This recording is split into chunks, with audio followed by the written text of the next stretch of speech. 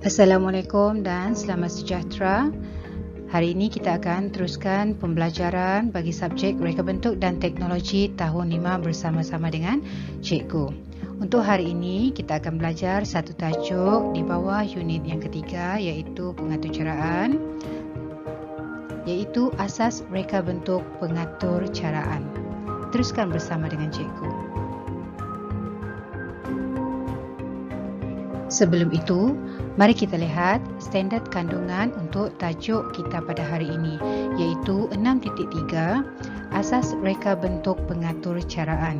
Manakala standard pembelajaran pula 6.3.1 menyatakan struktur kawalan pilihan dan ulangan dalam pengaturcaraan. 6.3.2 menghuraikan struktur kawalan pilihan dan ulangan dalam algoritma. Perhatikan gambar ini. Kamu boleh rujuk buku teks pada halaman 38 dan 39.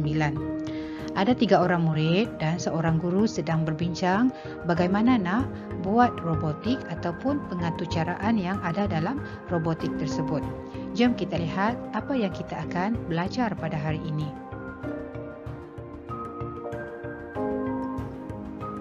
Asas reka bentuk pengaturcaraan. Reka bentuk yang kita akan belajar adalah tentang struktur kawalan pilihan dan struktur kawalan ulangan. Dalam struktur kawalan pilihan, kita ada 3 jenis, iaitu yang pertama pilihan tunggal, yang kedua dui pilihan dan yang ketiga pelbagai pilihan. Untuk struktur kawalan ulangan juga ada banyak jenis, tetapi untuk pembelajaran kita pada kali ini, kita hanya akan belajar satu jenis sahaja dan nanti kita akan bincangkan.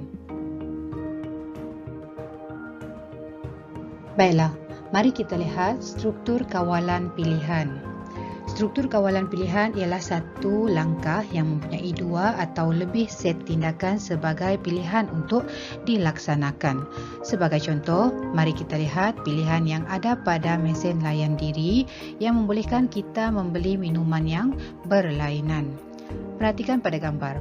Seorang budak perempuan boleh memilih minuman apa yang dia nak beli. Sekarang, kita lihat pula struktur kawalan ulangan. Struktur kawalan ulangan mempunyai satu set tindakan yang sentiasa berulang sehingga syarat tersebut dipenuhi. Walaupun ada banyak jenis kawalan ulangan, kita akan mempelajari jenis selagi ataupun dalam bahasa Inggeris while sahaja, seperti yang cikgu telah sebutkan tadi. Ada 2 contoh di sini. Yang pertama lampu isyarat. Kawalan ulangan menjadikan lampu isyarat bertukar-tukar warna pada tempoh masa tertentu dan membolehkan pejalan kaki melintas dengan selamatnya. Maksudnya di sini, lampu isyarat ini akan sentiasa berulang. Sistem pengaturcaraan yang ada pada lampu isyarat tersebut menyebabkan warna-warna lampu isyarat akan sentiasa berulang mengikut tempoh masa yang telah ditetapkan. Contoh yang kedua ialah lampu pada van ambulans. Kawalan ulangan membolehkan lampu kecemasan van ambulans bernyala secara berturutan dan berulang. Begitu juga dengan siren yang berbunyi mengikut sela masa tertentu.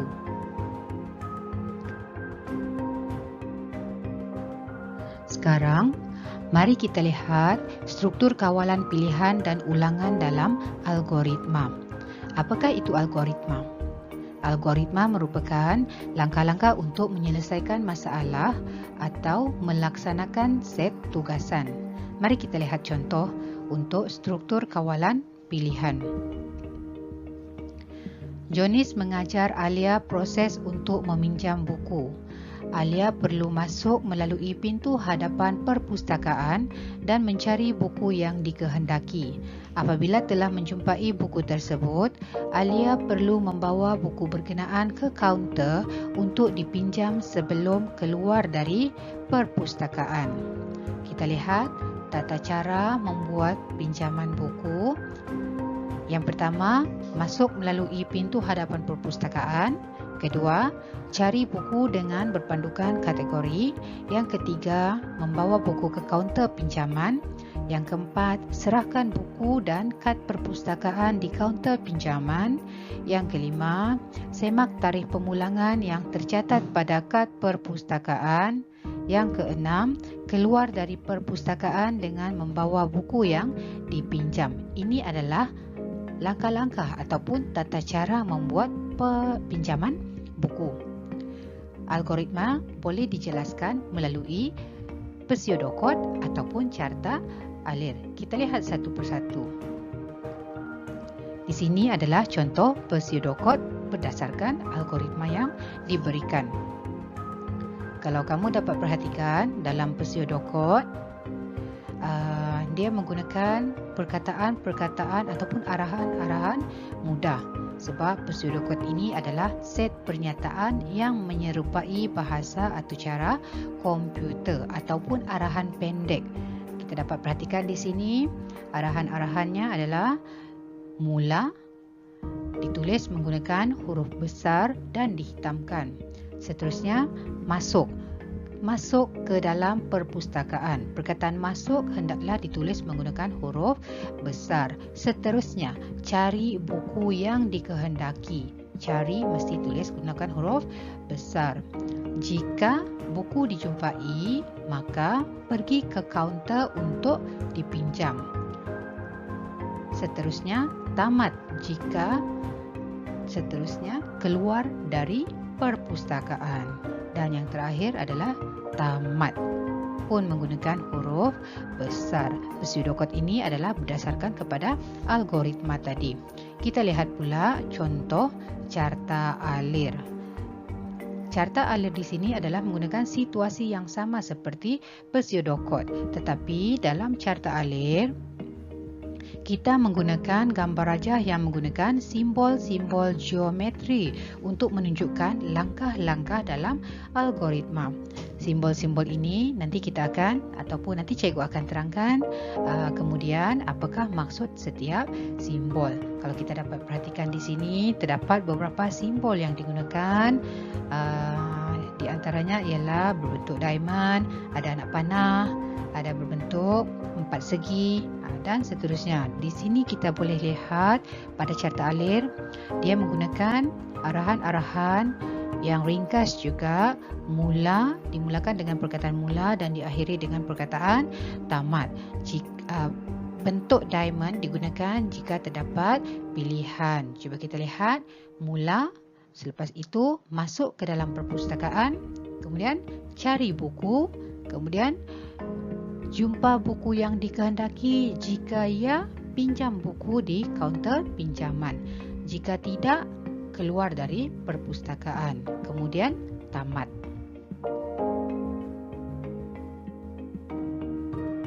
Sekarang, mari kita lihat contoh untuk struktur kawalan ulangan.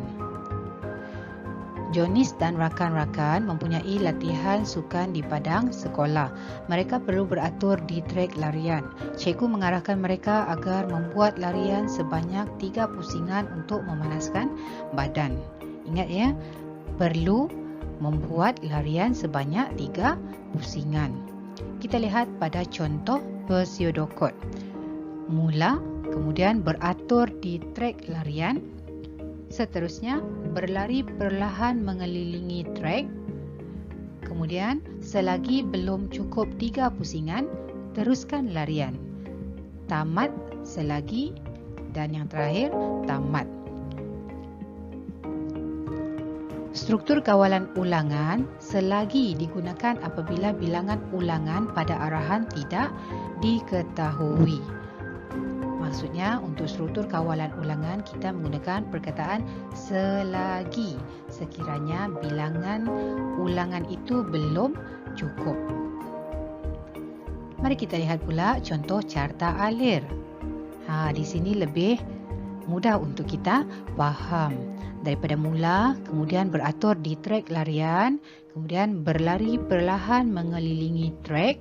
Seterusnya, apabila belum cukup 3 pusingan, jika belum, maksudnya teruskan larian. Jika tidak, maksudnya telah cukup 3 larian, tamat. Baiklah murid-murid, sekarang mari kita lihat maksud setiap simbol yang digunakan di dalam carta alir. Simbol yang pertama merupakan terminal mula atau tamat, iaitu sebagai permulaan atau penamat sesuatu carta alir. Simbol ini biasa digunakan di bahagian atas dan bahagian bawah sesuatu carta alir yang membawa maksud permulaan dan penamat.